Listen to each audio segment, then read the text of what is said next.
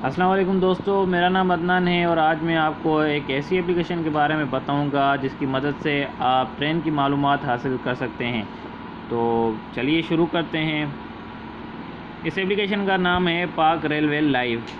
ठीक है, तो इसको आपने ओपन करना है और इधर आपने सर्च करना है लाइव ट्रैकिंग में। ठीक है, यहाँ पे और कुछ भी नहीं करना है, बस नाम लिखना है किसी भी इसका ट्रेन का या खैबर मेल। चलो देखते हैं कहाँ पे खड़ी है।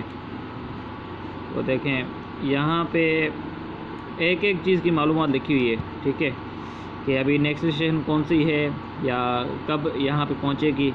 तो 117 का दौर गया, तो अभी आप अपनी ये एप्लीकेशन इंस्टॉल करें और इससे फ़ायदा उठाएं। ठीक है, अल्लाह हाफ़िज़। और मेरा चैनल भी ज़रूर सब्सक्राइब करें ताकि नई नई एप्लीकेशन के बारे में आपको मालूमात मिलती रहे। अल्लाह हाफ़िज़।